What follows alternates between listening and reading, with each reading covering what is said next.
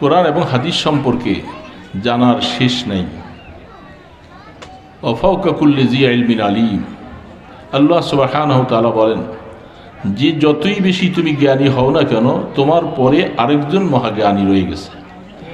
এই জন্য কেউ নিজকে পরিপূর্ণ জ্ঞানী মনে করা এটা সঠিক নয়।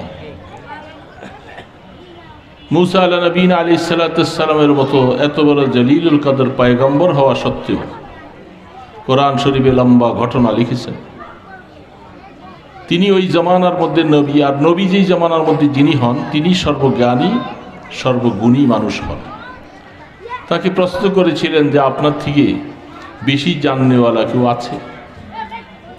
মুসা আলাইহিস সালাতুস সালাম কথা প্রসঙ্গে বলে বলছেন যে লা, কারণ তিনি যেটা বলছেন এটা সঠিক। নবী সর্বদা সর্ব অবস্থায় তিনি অনেক জ্ঞানী হন, তার থেকে বড় জ্ঞানী আর কেউ থাকে না। কিন্তু কথাটা ডাইরেক্ট এইভাবে বলার কারণে আল্লাহ পাক একটু অপছন্দ করেছেন যে পয়গম্বর মুসা আপনি এইভাবে না বললেও হতো।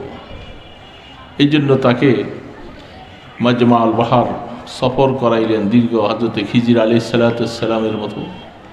অথচ যার কাছে পাঠাইছেন তিনি নবী নন, তিনি আল্লাহ পাকের বিশেষ একজন বান্দা। তাকেও সফর করে সেখানে সূরা কাহাফের মধ্যে লম্বা ঘটনাটা লিখেছেন। আমি সেটা বলতে যাচ্ছি না, কিন্তু শুধু কথা এটাই যে যতই আমাকে নিজে আমি জ্ঞানী মনে করব, আমার থেকে আরেকজন জ্ঞানী আরেকজন আছে, এটা মনে করাটাই হলো আসলে ঈমান। নিজেকে মহাজ্ঞানী ধারণা করা এটা শয়তানের লক্ষণ। কোনো সময় শয়তান নিজেকেই মহাজ্ঞানী বলছিল যে আমার থেকে মনে আর কেউ জাননেওয়ালা কেউ নেই।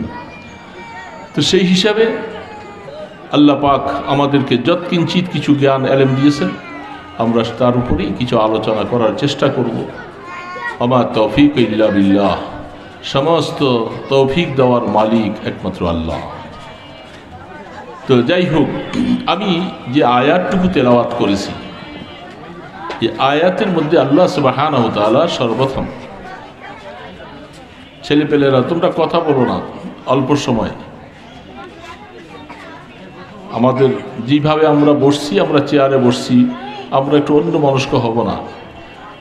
হয়তো মশায় কামড় দিতে পারে, আরামে বসলে হয়তো পা গুছিয়ে বসলে মশা আসতো না। তো অল্প সময় কথা ইনশাআল্লাহ আমরা শুনতে চেষ্টা